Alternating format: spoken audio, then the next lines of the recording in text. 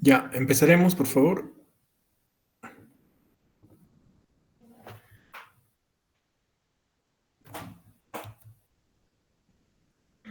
Hola, hola, ¿me escuchan? Sí, doctor. Ya. Bueno, hoy día vamos a hablar de la semiología osteoarticular de hombro, codo, muñeca y mano. ¿Listo? Con uno de los grupos de la anterior semana les debería esta práctica, porque por motivos de fuerza mayor no estuve. Pero con el grupo de hoy ya hemos avanzado. El grupo del viernes, bueno, vamos a seguir avanzando. ¿Listo? Cuando hablamos de hombro, codo, muñeca, mano, bueno, básicamente siempre vamos a hacer lo que son los arcos de movimiento. Entonces, el hombro, bueno, básicamente tiene muchas funciones.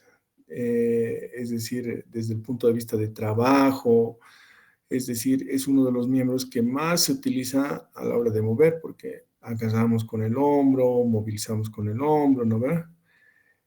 Fíjense ahí, muchas veces el que más sufre es este, porque se están colgando sobre el hombro. Entonces, el síndrome de hombro doloroso es algo bastante frecuente en nuestro medio y es un tema netamente asociado a lo que son las famosas enfermedades laborales, ¿no? Una persona que trabaja en una oficina, ¿se puede lastimar el hombro?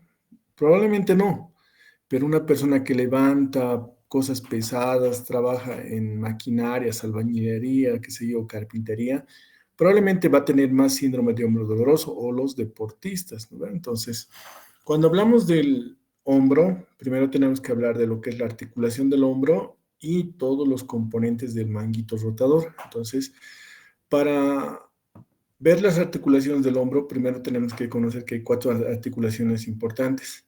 La esternoclavicular, que bueno, pues no tiene una función importante. La acromioclavicular y la glenohumeral, que sería la más importante. La escapulotorácica, que no tiene una función importante. Entonces, todos los movimientos que vamos a aprender hoy día va a ser netamente para evaluar a la articulación glenohumeral. ¿Listo? Y más que todo al manguito rotador. Pero desde el punto de vista de funcionalidad del hombro, todas estas articulaciones van a trabajar en conjunto para darle una buena movilidad al hombro. Aquí estamos viendo desde el punto de vista anatómico la clavícula, la articulación acromioclavicular, la articulación glenohumeral, ¿listo? Y bueno, pues todo lo que es la articulación esternoclavicular, etcétera. Desde el punto de vista radiológico, ya habíamos estado introduciendo con algunos grupos. Cuando nosotros evaluamos una radiografía, siempre buscamos esto que es, fíjense, más blanco, que es el periósteo, esto que es el endósteo, y esto que nuevamente es el periósteo, ¿no? Entonces, ¿por qué buscamos esto? Porque tenemos que aprender a dibujar el hueso y el espacio interarticular. Fíjense, este es el espacio, todo esto que se está formando. Y que pacientes con artrosis, ya va a haber una clase donde vamos a hablar netamente de radiología aplicada a los huesos, nos puede dar mucha información, ¿listo?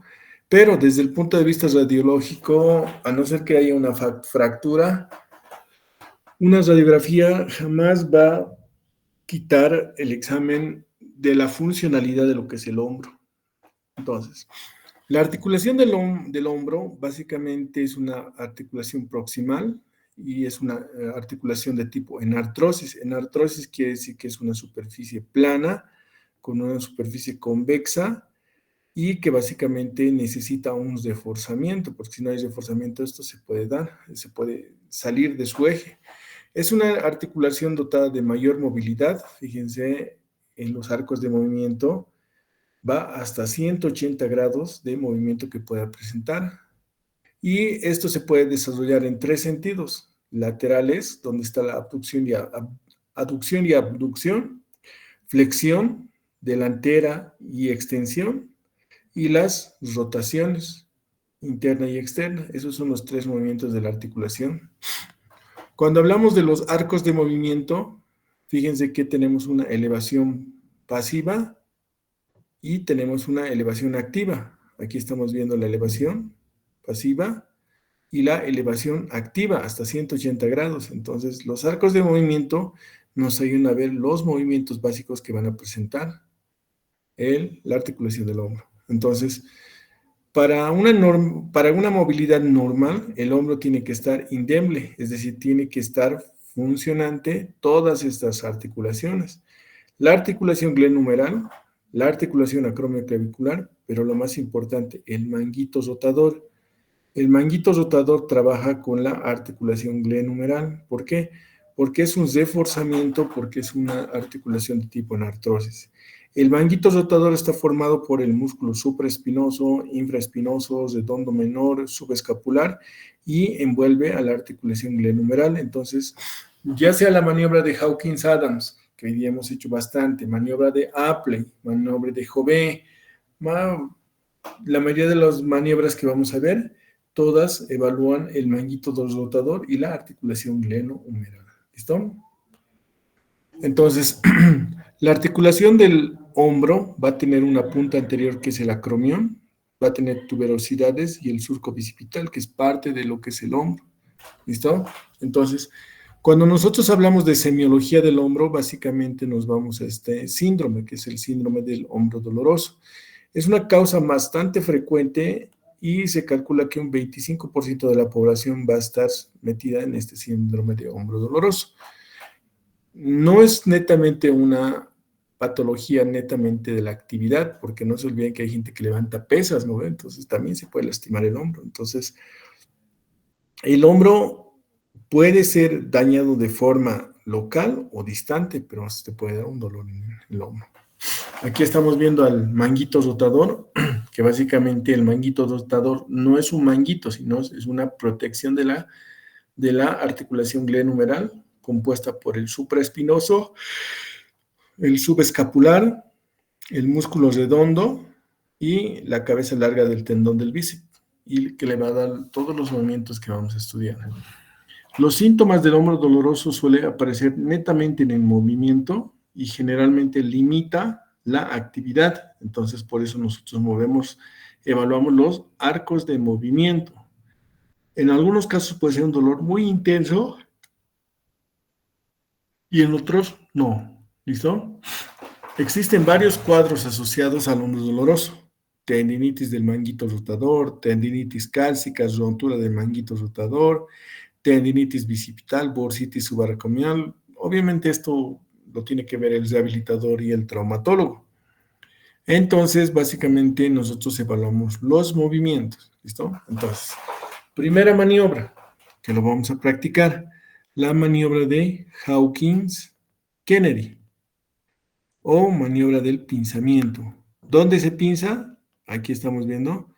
El operador fija el codo lo más recto posible, pinza o fija el hombro y genera, fíjense, un movimiento de arriba hacia adelante, ¿no ve? O de abajo hacia arriba. Este es el movimiento que básicamente estamos viendo si hay algún tipo de crépito que pueda aparecer en la articulación del hombro y el movimiento, si genera dolor, ¿no ve? Hacia adelante. Maniobra de Hawkins, Kennedy. Maniobra de Apley. Aquí estamos viendo cómo se escribe. O test de rascado, ¿no ve? Entonces, lo que se le pide al paciente es que genere una abducción y rotación interna. Aquí fíjense, está subiendo el hombro, está generando una rotación interna y, entre comillas, se rasca la nuca de la cabeza. ¿No ven? Y por otro lado, en el ángulo inferior, generamos una abducción y una rotación interna y que se rasque este sector, por eso se llama test del rascado. ¿Listo? Con el cual estamos evaluando todo el manguito rotador y la articulación glenohumeral. Hay pacientes que no pueden hacer esto porque hay una limitación importante. Otra maniobra es la maniobra de Jové o maniobra de vaciar la lata, donde básicamente el paciente intenta elevar el brazo a contrarresistencia con los codos extendidos y el brazo en abducción, los pulgares hacia abajo. ¿Listo? La maniobra básicamente se considera positiva cuando hay una elevación hasta cierta angulación, pero a veces hay pacientes que no pueden ni mover el hombro. ¿Listo? El test de Paté o movimiento de contrarresistencia, que hoy día no lo hemos visto con el grupo que ha venido, donde básicamente lo que hacemos es pedir al paciente que contrarreste la resistencia en abducción hacia atrás, y de esta manera la contrarresistencia evalúa la fuerza del manguito rotador. ¿Listo? Hay bastantes variables desde el punto de vista de las pruebas: debilidad del supraespinoso, debilidad de la rotación externa, signo del pinzamiento subaracromial del test de Hawkins, Kennedy, pero bueno, básicamente eso lo dejamos para el rehabilitador. ¿Listo? El codo. El codo no tiene muchos movimientos, como se deben acordar de los arcos de movimiento, y tampoco tiene muchas maniobras. Entonces, el codo es una articulación de tipo pivote, donde el epicóndilo del húmero se une con la cabeza de lo que es el radio y el cúbito, ¿verdad? Entonces se genera lo que se conoce la tróclea, que es una articulación con una escotadura troclear, que van a formar una articulación húmero-radial y húmero-cubital. Las superficies generalmente están cubiertas por cartílago y son reforzados por diferentes tendones. Aquí estamos viendo la fosa del olecrano, aquí estamos viendo las escotaduras, y bueno, pues aquí también estamos viendo el olecrano, que encaja perfectamente, y por eso el tipo de articulación no tiene muchos movimientos, más que los que vamos a describir más adelante. Esta articulación tiene una característica, que tiene una capa fibrosa capsular, fíjense que está envolviendo, que se van a insertar desde lo que es el acetábulo, desde lo que es la articulación, las carillas, ¿listo? Por delante y por detrás. Los ligamentos más importantes son los ligamentos colaterales radiales y el ligamento anular, uno de los más importantes porque este agarra la cabeza de lo que es el radio, el hueso de radio. Los movimientos, básicamente en eje longitudinal, pueden ser hasta 145 grados y oblicuos máximo hasta 10 grados de extensión. Aquí está el codo, tiene una flexión de 140 grados, una extensión de 0 a 10 grados, una pronación que es netamente dado por el ligamento anular. La pronación quiere decir cambia en su misma posición, y la supinación está a 90 grados. La articulación del codo tiene la característica de estar rodeado por unas capas fibrosas y bastantes músculos que le dan la estructura y la firmeza. Cuando hablamos de la articulación del codo a nivel de lo que es el olecrano, puede haber una bolsa sinovial que puede estar inflamado en las bursitis. Esta bolsa sinovial intratendinosa a veces está presente en el tendón, pero a veces se puede inflamar, como estamos viendo, la famosa bursitis. La articulación del codo tiene puntos anatómicos de referencia. El más importante es el olecrano. Este es el olecrano, esto. ¿Listo? Puede haber enfermedades como la epicondilitis externa o codo de tenista, epicondilitis medial o codo de golfista, y la bursitis, que es el aumento del tejido sinovial que se presenta cerca. Los movimientos son bastante limitados. Flexión, 145 grados. Extensión, 0 grados. Se dice que puede ir hasta menos 10 grados en las mujeres, en las damas. Por eso es que ellas tienen la situación del cuerpo diferente. Desde las caderas, de cómo es la cintura, a diferencia de un varón. Entonces, esto es netamente asociado al sexo, pero bueno, pues se toma como 0 grados. Y pronación y supinación, ¿listo? La articulación de la muñeca. Sabemos que la articulación de la muñeca también es una enartrosis, donde básicamente tenemos una articulación plana, donde tenemos los huesos de la metacarpofalángicas, donde está el piramidal, semilunar, pisiforme, escafoide, trapecio, que van a dar el lugar donde se va a unir lo que es la cabeza del tubérculo de Lister, del cúbito y del radio. ¿Listo? La muñeca no tiene muchos movimientos.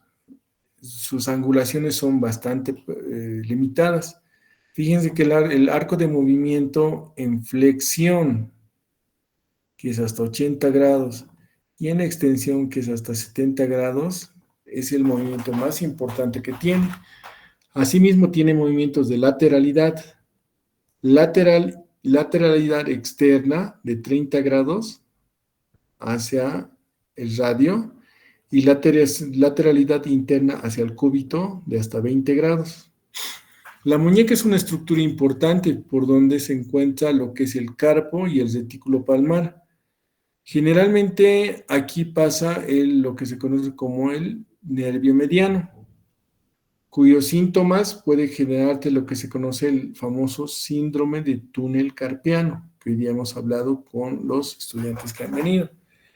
El síndrome de túnel carpiano básicamente habla de la inervación del nervio mediano, que son el quinto, el cuarto y el tercer dedo, que generalmente suele aparecer en las parestesias, ¿no? Normalmente los signos sugerentes de síndrome de túnel carpiano es el signo de Thiele y el signo de Fallen. El signo de Fallen es la famosa flexión de las muñecas por un tiempo y lo que va a desencadenar las famosas parestesias.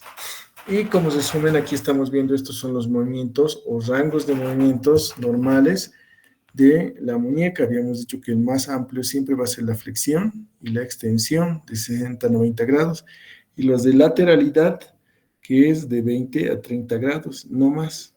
¿Listo? Dentro de lo que es la muñeca existe una patología que es la famosa tenosinovitis de Kervain, que la tenosinovitis de Kervain es una enfermedad provocada por el engrosamiento y atrapamiento de la vaina del tendón, es decir, esta es la vaina del tendón o ligamento transverso del carpo. Esto se fibrosa y comprime todo lo que está aquí adentro. Entonces, cuando hablamos de una tenosinovitis de Kervain, bueno, básicamente es una patología que es por movimiento incrementado de la muñeca. Aquí estamos viendo. Este es el retináculo extensor y lo que se va a producir es una inflamación en este sector. Generalmente nuestro medio está asociado a lo que se conoce como mano de la bandera. Las pacientes mueven bastante la muñeca y se terminan lesionando. La maniobra por el cual nosotros podemos evaluar una tenovitis de Kervain es el test o maniobra de Finkelstein. Pregunta de examen, donde pedimos al paciente que el pulgar coloque por dentro a los otros dedos y una vez que esté por dentro, extendemos, fíjense, con la otra mano fijando la muñeca y si genera dolor en este sector, estamos hablando de un test de Finkelstein positivo y la tenosinovitis de Kervain. ¿Listo? Otra forma de evaluar la muñeca específicamente es el test de Fallen o el test de Fallen reverso, donde fíjense que nosotros colocamos casi a 90 grados ambos brazos y si se genera compresión del nervio mediano y parestesias en todo lo que es el territorio, este es el territorio del nervio mediano, fíjense.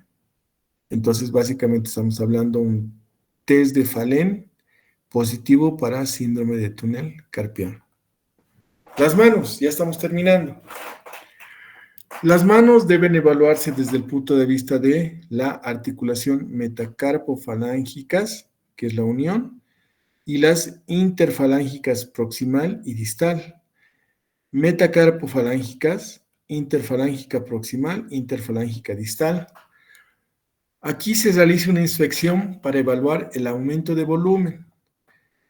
Siempre suele existir deformaciones y estas deformaciones suelen darnos dirigido a, por ejemplo, la artritis reumatoidea o evaluar los músculos. Aquí estamos viendo las famosas deformaciones, lo que se conoce como los dedos en ráfaga. Fíjense la ráfaga que se va hacia allá. O dedos en cuello de cisne. Fíjense que este sería el cuerpito, este sería el cuello y este es el piquito. Aquí lo mismo, ¿no ven? Entonces, estos nódulos básicamente obedecen a la patología, pero esta conformación de la mano, fíjense, manos en ráfaga, esta deformación, es netamente de la artritis reumatoidea. También suele existir las manos reumáticas, que estas que se conoce como dedos en cuello de cisne, donde hay una hiperextensión de las articulaciones interfalángicas proximales, más una flexión de la interfalángica distal. Esto que estamos viendo, fíjense.